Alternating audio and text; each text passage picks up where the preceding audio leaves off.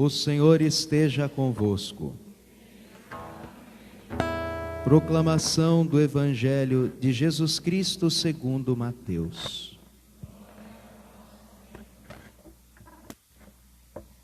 Naquele tempo, Jesus voltou a falar em parábolas aos sumos sacerdotes e aos anciãos do povo, dizendo: o reino dos céus é como a história do rei que preparou a festa de casamento do seu filho e mandou os seus empregados para chamar os convidados para a festa, mas estes não quiseram ir.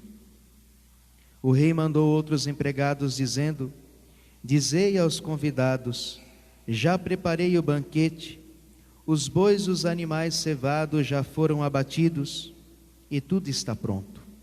Vinde para a festa. Mas os convidados não deram a menor atenção. Um foi para o seu campo, outro para os seus negócios, outros agarraram os empregados, bateram neles e os mataram. O rei ficou indignado e mandou suas tropas para matar aqueles assassinos e incendiar a cidade deles. Em seguida o rei disse aos empregados: a festa de casamento está pronta, mas os convidados não foram dignos dela. Portanto, ide até as encruzilhadas dos caminhos e convidai para a festa todos os que encontrardes. Então os empregados saíram pelo caminho e reuniram todos os que encontraram, maus e bons. E a sala da festa ficou cheia de convidados. Quando o rei entrou para ver os convidados, observou aí um homem que não estava usando o traje de festa e perguntou-lhe: amigo, como entrastes aqui sem o traje de festa? Mas o homem nada respondeu. Então o rei disse aos que serviam: amarrai os pés e as mãos desse homem e jogai-o fora na escuridão. Aí haverá choro e ranger de dentes, porque muitos são chamados e poucos são escolhidos. Palavra da salvação.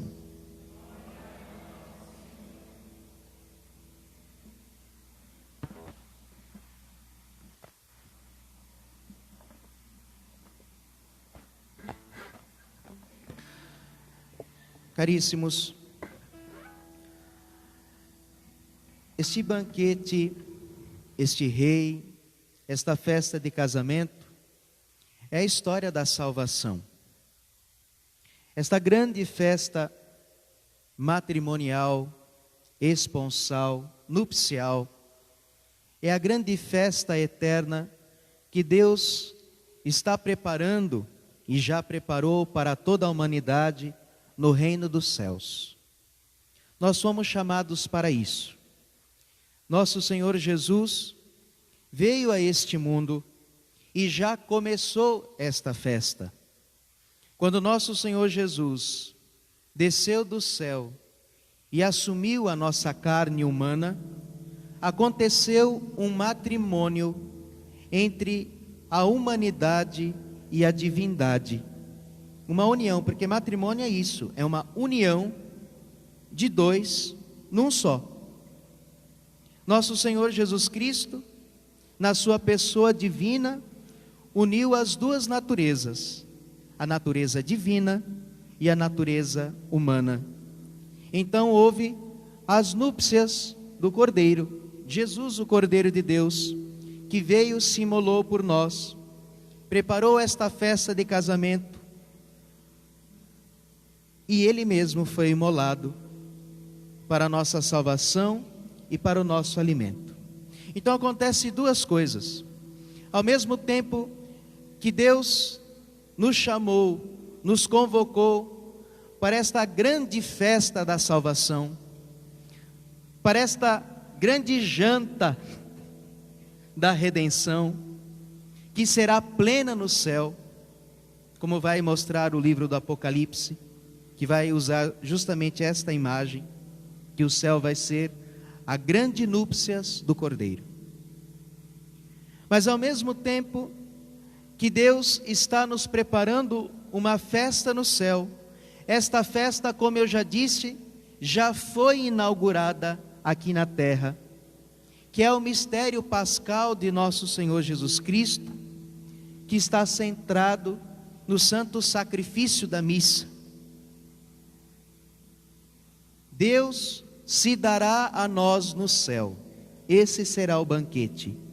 Mas já na terra, Deus se dá a nós no mistério da Santíssima Eucaristia, que se celebra toda a missa. Jesus continua se oferecendo o seu corpo e o seu sangue pela nossa salvação, todas as missas no altar. E Ele quer se unir a nós em cada comunhão. Quando nosso Senhor Jesus vem no nosso coração pela comunhão, acontece um matrimônio espiritual entre Cristo e a alma que está em estado de graça. De maneira com que a celebração da Santa Missa e a comunhão, mas claro que só a celebração da missa já faria isso, mas também a comunhão, são nesta vida uma antecipação da eternidade. Já é um pedacinho do céu. A Eucaristia, a Santa Missa num todo, ela já é um pedacinho do céu aqui na terra. É por isso que na hora do santo, que é a hora que nós estamos nos preparando para que Jesus venha no altar, nós dizemos que nós vamos unir a nossa voz, a voz dos anjos e dos santos no céu, para cantar, porque naquela hora não tem mais diferença entre o céu e a terra. O céu está aqui. E é por isso que nós dizemos no santo: bendito o que vem em nome do Senhor, hosana nas alturas, porque Ele está vindo, vem trazer o céu para o altar. E aquela festa eterna, aquele cordeiro, como diz o Apocalipse, que está no céu, de pé e imolado, ressuscitado e crucificado, vai estar no altar, se entregando por nós. É o resumo daquilo que nosso Senhor está expressando nesta parábola que Ele nos explicou hoje. Não parece tão óbvio todas essas coisas que eu estou dizendo, mas quando nós vamos analisando teologicamente tudo o que Cristo opera, é aqui que converge todas essas coisas. É uma coisa maravilhosa a Santa Missa, é uma coisa maravilhosa a comunhão, mas é justamente por isso que nós precisamos tomar consciência do que nós estamos fazendo. Porque senão nós corremos o risco de profanar esta tão grande graça que Deus nos dá. Na primeira parte do Evangelho nós vimos um povo que não aceitou o convite. É aqueles que se negam, que negam a Deus, não querem saber do projeto de amor de Deus, não vão para a festa. Então Deus vai, sai, convida, chama, e alguém corresponde, graças a Deus, uma outra multidão corresponde. Mas lá no meio, tinha alguém que não estava de maneira adequada. Chega lá o rei e vê que tem um que não tem a tal da festa, da roupa de festa. O que significa isso? Espiritualmente falando, para entrar nesta festa é necessário passar por uma purificação. É o batismo. Para que você possa participar do banquete, você precisa ser membro da Assembleia Santa. E o que nos torna membros da Assembleia Santa é o batismo. O batismo nos lava e nos purifica dos nossos pecados. Porque veja que quem apareceu para a festa foi todo mundo, bons e maus. Ou seja, tem gente que precisa se purificar. E quando você se purifica, você recebe uma veste nova. E é justamente isso que nós fazemos no batismo. Quando uma criança é batizada, ou um adulto, a gente veste a pessoa de branco, para dizer que agora ela está revestida de uma vida nova. Ela está revestida de Cristo. Agora ela não tem mais aquela vida velha, ela tem uma vida nova. E é branca, porque agora esta pessoa deixou todo o mal, todo o pecado para trás. E ela está revestida daquilo que nós chamamos de estado de graça, que é esta graça sobrenatural que o batismo nos dá, que nos lava e nos limpa e nos purifica de todo o pecado. Para participar deste banquete, é necessário estar purificado. Mas ele não estava purificado. E, portanto, ele teve que ser tirado. Não pode participar deste banquete quem não está em estado de graça. Pronto, aqui cheguei no ponto.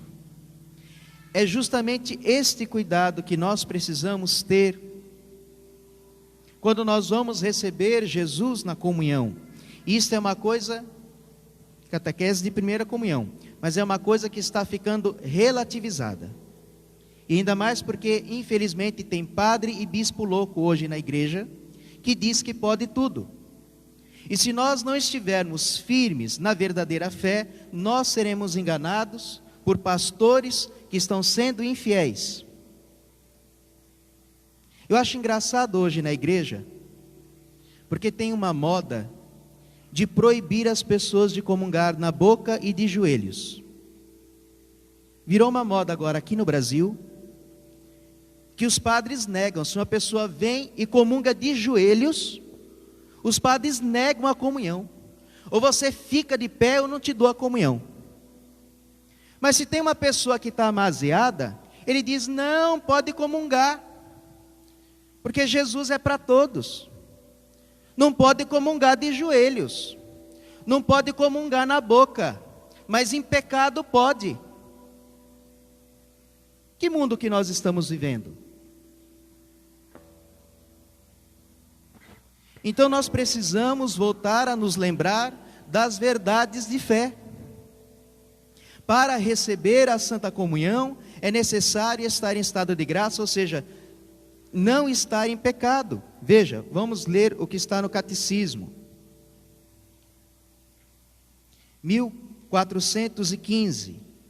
Quem quer receber a Cristo na comunhão eucarística, deve estar em estado de graça. Ou seja, o estado de graça é aquele estado batismal em que eu o preservo não cometendo nenhum pecado grave, nenhum pecado mortal, que são aqueles contra os 10 mandamentos. Pecados todos nós temos, mas existe um certo pecado, um tipo de pecado que nos afasta da comunhão. E ele quebra o estado de graça, ou seja, você perde aquela graça batismal. E ela precisa ser renovada dentro do teu coração, como um outro sacramento que é a confissão. Quem quer receber a Cristo na comunhão eucarística deve estar em estado de graça. Se alguém tem consciência de ter pecado mortalmente, seja eu percebi, caí numa fraqueza, alguma coisa aconteceu, então eu tenho consciência de que eu cometi um pecado grave, que eu cometi um pecado mortal, que é a mesma coisa.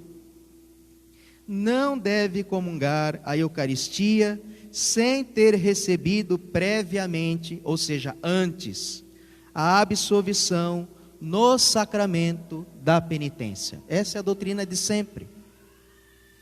Pode vir padre te falar, pode vir bispo te dar cartinha, te liberando, pode vir um anjo do céu dizer que você tem que comungar.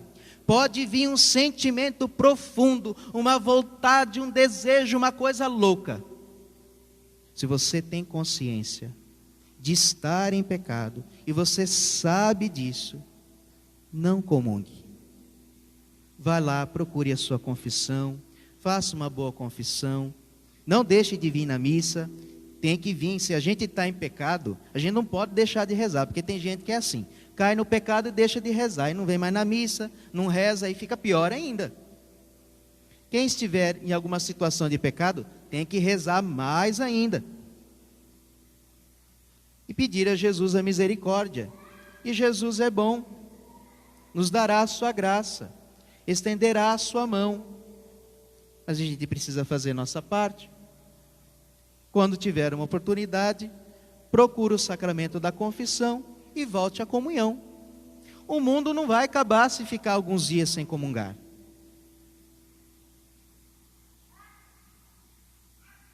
As pessoas às vezes passam dias, meses sem vir na missa, aí tem que comungar a todo custo quando vem. Não sei o que as pessoas têm na cabeça. Não sabe o que é a Eucaristia.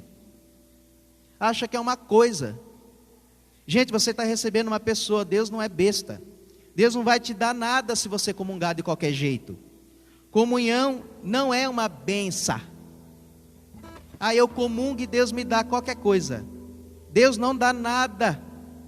Para quem não comunga direito, entendam isso de uma vez por todas. Em nome de Jesus, a comunhão é uma pessoa. Ou você se relaciona com Ele direito, ou não acontece nada. E isto, meus irmãos, é de mandamento divino. Não é uma lei positiva da igreja. A igreja simplesmente está repetindo o mandato do Espírito Santo. 1 Coríntios capítulo 11, versículo 27. Portanto, todo aquele que comer do pão ou beber do cálice indignamente será culpado contra o corpo e o sangue do Senhor. Pode aparecer um anjo e falar para você. Pode um papa te dar uma carta te liberando. É mandamento divino, ninguém pode anular. Não existe nenhuma autoridade humana que possa mudar a lei divina. Examine-se cada um a si mesmo, e assim coma do pão e beba do cálice. Pois quem come e bebe sem distinguir devidamente o corpo do Senhor, come e bebe a sua própria condenação. E é isso que as pessoas não entendem. Comungar em estado de pecado é condenar-se. Não comungue, porque aquilo que era remédio se torna veneno, porque é uma ofensa a Deus. E ele prossegue: é por isso que há entre vós muitos enfermos e doentes, e não poucos têm morrido. 1 Coríntios capítulo 11. Se nos examinássemos, não seríamos punidos. Por isso, tanta fraqueza, tanta indolência na igreja hoje. Porque nunca se comungou como na nossa época. Haja hóstia para todo mundo. Mas não estão em estado de graça, não se preparam, comungam indevidamente, mal preparado, infrutuosamente e até para a própria condenação. Ou seja, Satanás sabe usar até das coisas de Deus contra nós.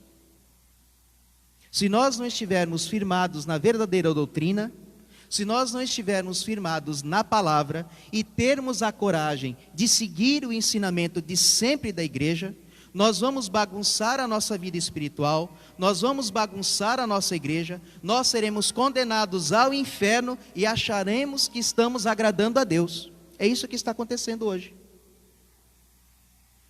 Nós estamos desprezando a Deus, pisando em Deus, nos condenando e achando que estamos fazendo uma coisa boa.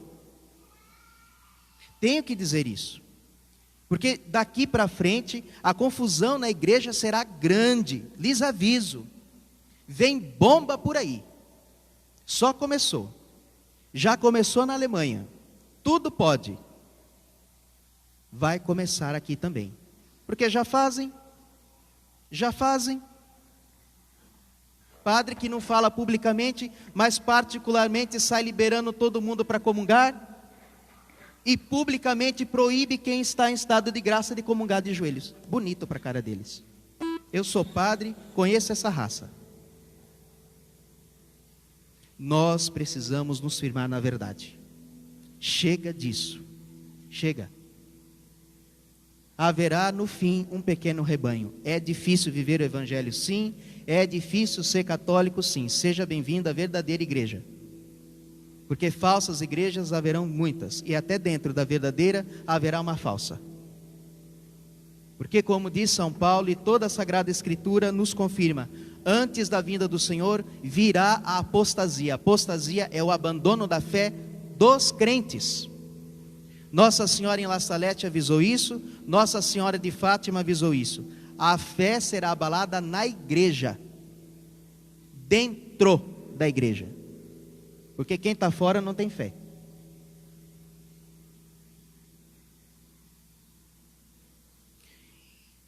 Pronto, é isso. Nosso Senhor Jesus nos convida para este banquete e nós precisamos nos aproximar dele com dignidade para que ele produza em nós os frutos da salvação. Precisamos estar em verdadeira comunhão com nosso Senhor, não só sacramental, mas de vida. O efeito da comunhão, ele é correspondente à minha união com nosso Senhor no meu dia a dia.